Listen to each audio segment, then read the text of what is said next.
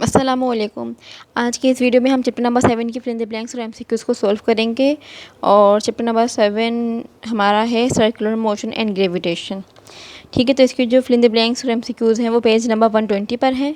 तो स्टार्ट करते हैं हम आज की वीडियो। 7.2 पे हमारे पास फिल इन द ब्लैंक्स यहाँ पे गिवन है। तो fill in the blanks start करने से पहले अगर आपने अभी तक मेरा चैनल सब्सक्राइब नहीं किया है तो काइंडली आपसे पहले सब्सक्राइब कर दें, उसे लाइक करें, उसे शेयर करें। और अगर आपको कोई भी कन्फ्यूजन है, आपको मुझसे कुछ भी पूछना हो तो आप मुझसे कमेंट में पूछ सकते हैं। तो पहली जो हमारे पास ब्लैंक्स है वो यहाँ पे क्या है कि जी इज कोल्ड। जी मतलब ये जो कैपिटल जी है इसे हम क्या कहते हैं। पहला जो ऑप्शन है वो हमारे पास है ग्रेविटेशनल एक्सेलरेशन, बी पे है ग्रेविटेशनल फोर्स और सी पे है ग्रेविटेशनल कांस्टेंट। तो जी हमारे पास क्या है, जी हमारे पास है, जो सही ऑप्शन है वो है सी और वो है ग्रेविटेशनल कांस्टेंट। तो इस पे हम टिक करेंगे सी पे। ठीक है, उसके बाद यहाँ पे जो सेकंड हमारे पास है वो क्या है,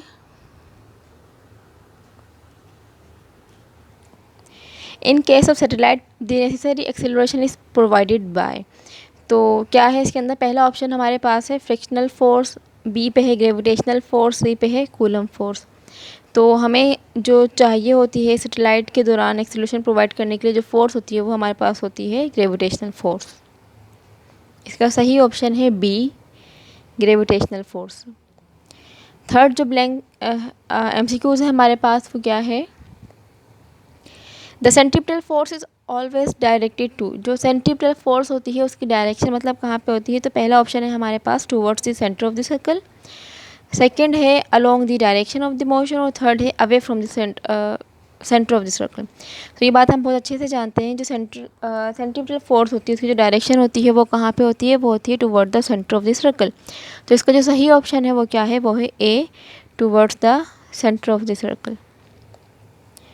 फोर्थ देख लेते हैं क्या है, if the speed of the body moving in circle. अगर एक कोई भी बॉडी है वो किस में कर रही है, मूव कर रही है सर्कल में, तो उसकी जो स्पीड है वो क्या है, वो डबल है। तो उसका जो एक्सेलरेशन होगा वो कितना हो जाएगा। ठीक है, अगर कोई भी बॉडी मूव कर रही है किसी भी सर्कुलर पाथ में तो उसकी स्पीड को अगर हम क्या करें, डबल कर दें, जो उसका एक्सेलरेशन होगा वो कितना होगा। तो पहला जो ऑप्शन है वो है ट्वाइस, बी पे है 4 टाइम और सी पे है 8 टाइम। तो अगर हम उसकी स्पीड को डबल कर देंगे तो जो उसका एक्सेलरेशन होगा वो क्या होगा, वो हो जाएगा 4 टाइम्स। ठीक है, किस तरीके से, जैसे इसका फॉर्मूला था ए सी इक्वल है वी स्क्वायर अपॉन आर। ठीक है, अब जो वी है वी पे स्क्वायर है, सही, ए सी इक्वल था v square upon r, v पे स्क्वायर है, अब वो डबल हम जब कर देंगे तो मतलब 2 का स्क्वायर 4 टाइम्स हो जाएगी इस तरीके से। तो हमने A C equal V square upon R वाले फार्मूला से यहाँ पे उसको जो है ये फाइंड किया है 4 टाइम्स। अच्छा, उसके बाद यहाँ पे कुछ ट्रू फॉल्स है, यहाँ फिल इन द ब्लैंक्स नहीं थी, एमसीक्यूज थे और ये ट्रू फॉल्स है। हम ट्रू फॉल्स देख लेते हैं। इसका 4 ही ट्रू फॉल्स हैं इसके अंदर। पहला हमारे पास जो ट्रू फॉल्स है हमें बताने के ट्रू है या फॉल्स है, तो पहले में क्या लिखा है कि law of universal gravitation is applicable not only to heavenly bodies but also for small object. मतलब ये जो लॉ ऑफ यूनिवर्सल ग्रेविटेशन है ये सिर्फ बड़ी बड़ी ऑब्जेक्ट के ऊपर, जो हैवियर ऑब्जेक्ट हैं सिर्फ उन्हीं के ऊपर अप्लाई नहीं होता, बल्कि छोटी जो चीज़ें होती हैं, छोटे जो ऑब्जेक्ट होते हैं उनके ऊपर भी एप्लीकेबल है। तो ये ट्रू है, ये फॉल्स, जी हाँ ये ठीक है, क्योंकि उसमें इस कायनात में हर एक लॉ ऑफ यूनिवर्सल ग्रेविटेशन है ना, in this universe everybody attract. तो उसमें पूरी कायनात की बात हो रही है कि वहाँ चाहे वो हेवियर ऑब्जेक्ट हो या लाइटर ऑब्जेक्ट हो। तो इस वजह से ये जो है हमारे पास ये हो जाएगा ट्रू, सही। अच्छा, उसके बाद हमारे पास 2 पे क्या है, a body moving with uniform speed on a circle has a uniform acceleration. कि अगर कोई भी बॉडी जो है वो मूव कर रही है यूनिफॉर्म स्पीड से किसी भी सर्कल में, तो उसका जो एक्सेलरेशन होगा वो भी क्या होगा, वो भी यूनिफॉर्म होगा। तो ये बात क्या है, ये भी बात ट्रू है। तो यहाँ पे हम लिख देंगे ट्रू। हो सकता है आपको ये, अच्छा अगर किसी को ये नज़र ना आए तो वो अपने मोबाइल की फुल स्क्रीन करें तो उनको वो दिख जाएगा, सही। तो ये मैंने सेकंड पे ट्रू लिखा है, अगर आपको यहाँ पे नहीं दिख रहा तो मैं आपको बता भी रही हूँ। पहला जो ट्रू फॉल्स है वो भी ट्रू है, जो सेकंड है वो भी क्या है, वो भी ट्रू है। थर्ड देख लेते हैं, वो क्या है कि in centrifuge machine heavier particle move toward the axis of rotation. तो ये बात क्या है, ये गलत है, इसको हम करेंगे फॉल्स।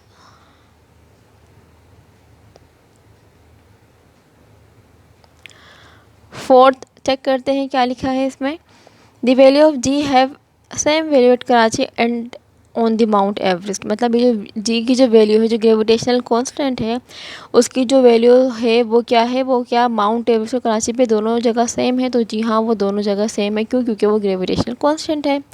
तो इस वजह से यहाँ पे जो जी है वो क्या है, मतलब जो उसकी वैल्यू है वो कांस्टेंट है, वो चेंज नहीं होती है। इस वजह से ये भी क्या है, ये हमारे पास हो गया है ट्रू। तो हमारे पास यहाँ पे 4 एमसीक्यूज़ थे और 4 ही ट्रू फॉल्स थे, तो हमने उसको सॉल्व कर लिए हैं। पहला हमारे पास है जी को हम कहते हैं ग्रेविटेशनल कांस्टेंट। अच्छा, यहाँ पे एक एमसीक्यूज़ जो है हमारे पास 10 ईयर से भी आई हुई है कि जी की वैल्यू क्या है। तो जी की वैल्यू आपको याद होनी चाहिए 6.61। मतलब ये जो इसकी जी जो कैपिटल जी की वैल्यू है, ये वाली वैल्यू आपको याद होनी चाहिए, जो कि होती है 6.67 एक्सपोनेंट -11 न्यूटन मीटर स्क्वायर पर केजी स्क्वायर। तो ये आपको याद होनी चाहिए। ये जो कैपिटल जी है इसे हम कहते हैं ग्रेविटेशनल कांस्टेंट, और जो छोटा स्मॉल जी होता है वो होता है ग्रेविटेशनल एक्सेलरेशन, और उसकी वैल्यू होती है 9.8 मीटर पर सेकेंड स्क्वायर। ठीक है। उसके बाद हमारे पास जो सेकंड का ऑप्शन था वो बी ग्रेविटेशनल फोर्स ठीक ऑप्शन है। जो थर्ड है उसके अंदर जो पहला ऑप्शन है toward the centre of the circle, ये ठीक है। उसके बाद फोर्थ में क्या है, 4 टाइम आएगा, और ये किस तरीके से, मैंने आपको बताया कि ए सी इक्वल है वी स्क्वायर अपॉन आर। यहाँ पे फॉर्मूला भी लिखा होगा, ए सी इक्वल होता है वी स्क्वायर अपॉन आर के। ठीक है। अब जब हमें ए मतलब एक्सीलरेशन फाइंड करना है तो वी पे क्या हो जाएगा, वो तो ऑलरेडी वो स्क्वायर है। तो जब वो उसको हम डबल करेंगे, ये आप देख सकते हैं यहाँ पे पेज नंबर 110 पे, कि यहाँ पे आपको दिख रहा होगा ये फॉर्मूला ऐसे इक्वल है v square upon r. V पे ऑलरेडी स्क्वायर है। ठीक है। अगर हम इसको डबल कर देंगे, मतलब अगर फॉर एग्जांपल वी की जगह हम 2 को पुट करें तो डबल 2 का स्क्वायर कितना होगा, 4 हो जाएगा। तो ये जो एक्सेलरेशन है वो कितना प्रोड्यूस होगा, वो होगा 4 टाइम्स। सही। तो अगर हम क्या करेंगे, स्पीड को डबल कर देंगे तो उसका जो एक्सेलरेशन होगा वो भी 4 टाइम्स प्रोड्यूस होगा।